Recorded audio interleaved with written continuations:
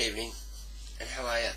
It's the 4th of November 2017, and my name is Gabriella Dennis Wissell. I'm now coming up to my 7th year anniversary of when I made the choice to change one life and start a new life, and allow my inner feelings and notions and beliefs and who I was to become the focus of my life, instead of just being an image or a construct of someone else. That's basically how it was. And yeah, I'm quite happy. I'm very happy, actually. So, what has happened since 2010 November to now? Quite a lot. My body has gone through massive changes. It went from 78 kilos at the start to the introduction of hormones in February the 6th, 2011. During that period of time, from then to now, my weight went through over a 20 kilo gain pattern during that whole period of time. Now, what else has changed other than weight? My skin tissue is softer and thinner than what was before because of hormones. My strength has not diminished, but my stamina for long-term endurance in that mass or in doing what I'm doing, that has decreased. What else has changed? I'm trying to keep this medical, so just to see what it, and I'm trying to keep it in some type of chronological order so you'd understand more. What else has changed? Okay, hair growth. Hair growth has diminished very much on the legs, very much on the torso area, and arms has diminished on arms, and hands have diminished as well. They haven't stopped altogether, but they've diminished right back to what I would call female growth pattern. Groin area is the only area which hasn't changed in hair pattern. It's changed in its what would be the word? Thickness to a point, but it hasn't changed in where it grows. So it's still like get that razor, get that wax every now and then. Okay, what else has changed? Bruise easier than compared to before. What else? Along that, up to that point, that's about it. Health in general has improved from the hormones. Stress level, anxiety diminishing over a period of time.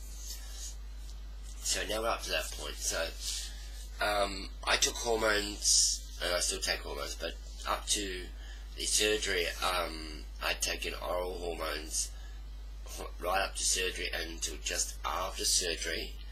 And that got to around 4,800 pills approximately during that period of time, 2 years, just over 2 years. That was T blockers and estrogen. Since that time, which was post-op, I have been on a implant, which is placed just there. And you see a little dot just there, inside there. I've just had the new one done, so it's just like a normal little cut at the moment. Okay, then we'll go to the medical side of it. What has changed to do with that part? Okay, well, I went for a big regime. I call it a great big trial in a sense in my journey.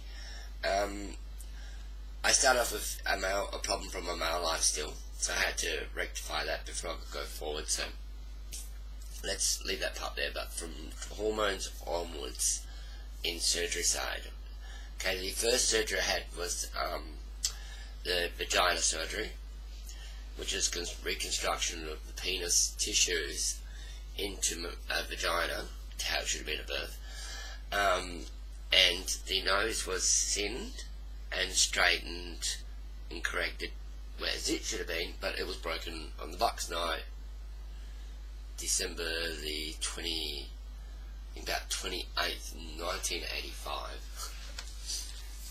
So those two things were done. Very, very happy with that, and followed my dreams and my wishes and my journey. After post-operative, now, my body, I just forced my body to massively lose weight from 140 kilos down to 78 kilos, so, there was a lot of things still tightening up, losing fat in different areas. So I had pelvic fat bone, which means I had a fair bit of tissue, fat tissue on top of the pelvic bone. That developed into 2 hematomas. So then I had to be reconstructed from that, because otherwise that would have taken my life. One was external, one was internal. One popped, external one. The internal one was found on the operating table by now a very good girlfriend, Anna. And she's my gynecologist and my friend. So, that had its trials and tribulations, but, hey, it came out good in many ways. Turn a negative thing into a positive thing. Me going through the hospital system and going through my local hospital system gave the opportunity, one, to allow gynecologists to understand the reconstruction process and anatomy of vagina of a transgender woman. It also allowed other doctors to see it through a gynecological conference in Brisbane, Australia in 2013, or 2014. It helped probably 40 or 50 nurses understand and see what construction of vagina looks like for a post-op transgender woman, and also understand the aspects of it, how I feel and how I approach things. So you've got to turn it into a positive, and you can't let it be a negative. I turned the positive into I kept turning into a positive, and it came out good. I mean, I ended up with lots of beautiful friends out of all that, and have maintained those friendships from that negative event. So let's fast forward. So we reconstructed, we healed, we got better, and things got better. Orgasms started to, first you have electric shocks, like someone zapping you, and then in your vagina area, as the nerves re-establish themselves and reset themselves. It's also a mental thing as well, because your brain, because it's been going for a full adult male life, and your brain has always recognised where things were and how they were orientated down there, that the reconstruction, after it was done, your brain is saying one thing to you, but your hands and your eyes are telling you something else. So your brain has to go through like a reprogramming of understanding that suddenly the head of the penis is no longer the head of the penis, it's now the clitoris, and vice versa. All those nerve endings all re-establish themselves into different areas, and you have to basically train your brain to train your mind to where things go. Well, you don't train it, but it does. It does that through you examining yourself, cleaning yourself, and dilating yourself. That's how you learn, and that's how your brain learns what things are. And if you've done that successfully, you'll carry on life quite normally.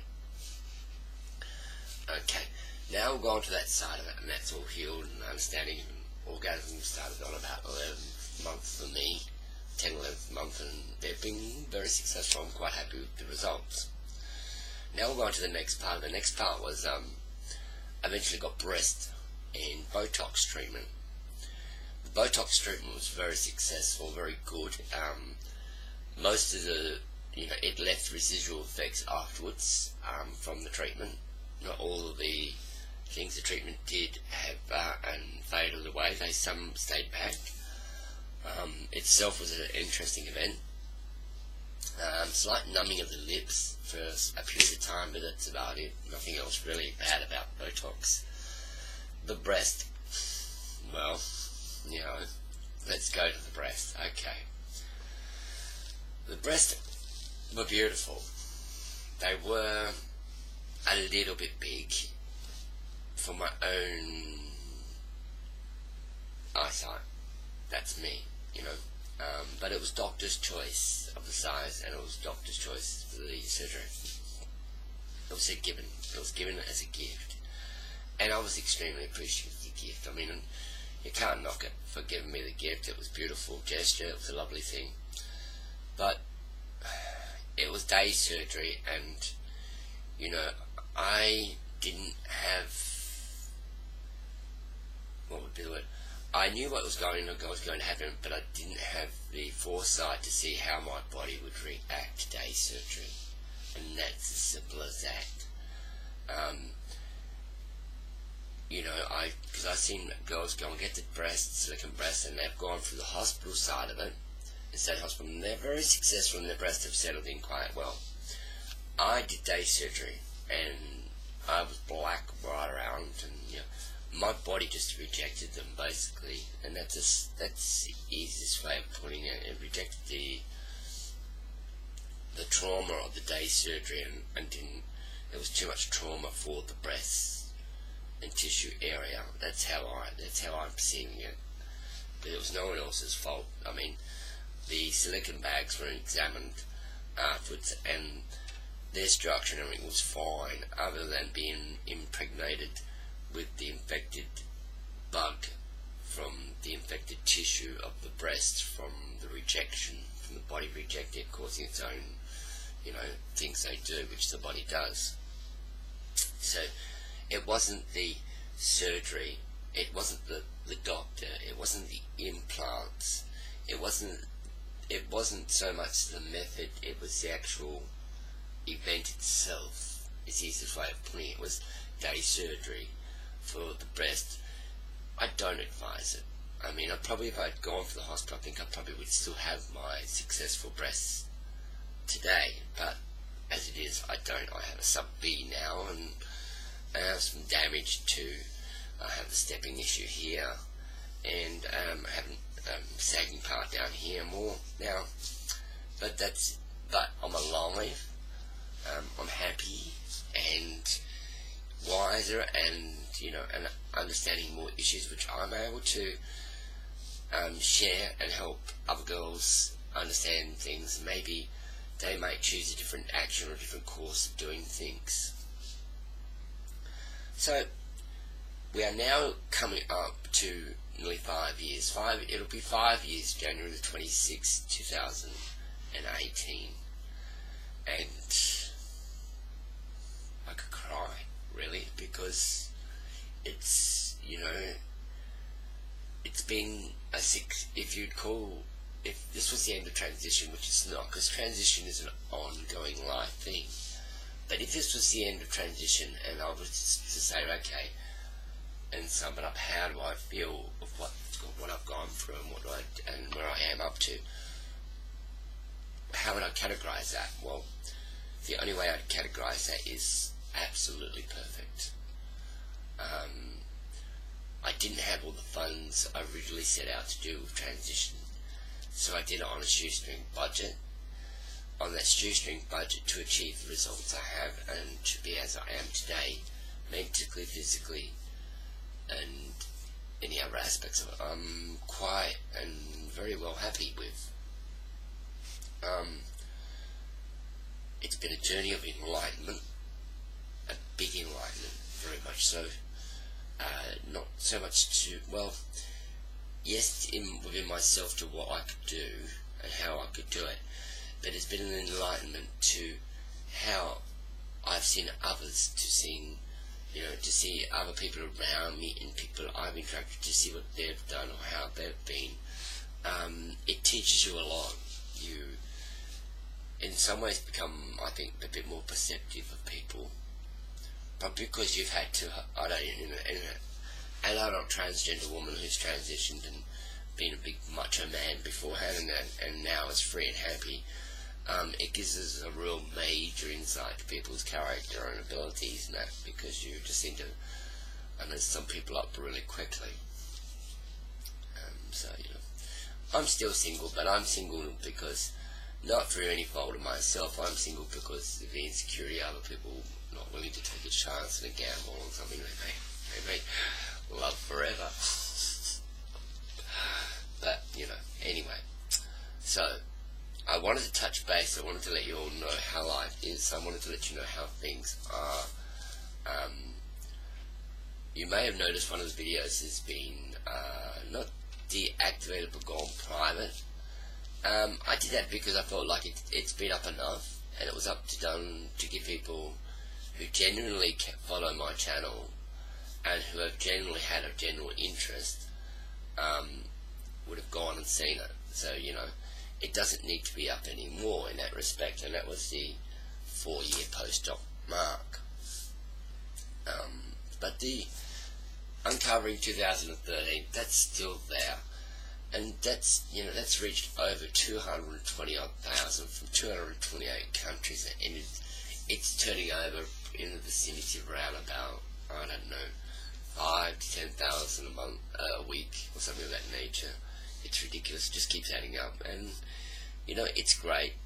You get a few negative comments coming through, you know, from dreamers or would-bes or whatever, but you know, they're coming on the stream now. These videos have been out for years now, and for them to come along and criticise me or to say anything now, it's like, yeah, it's funny. I mean, it's really funny, you know. So anyway, YouTube's great. YouTube is beautiful, and it's been great sharing my journeys with you. I'm going to continue sharing my journeys, but I just sort of give you this touch up and catch pace, and, you know, hope you can understand how the journey has been. I'm going to make you some more. I've just been a little bit deactivated in making videos at the moment, concentrating on a few other things. So, yeah. Enjoy life. Be happy. Share love. Share enlightenment. And make someone else's life a journey they may enjoy.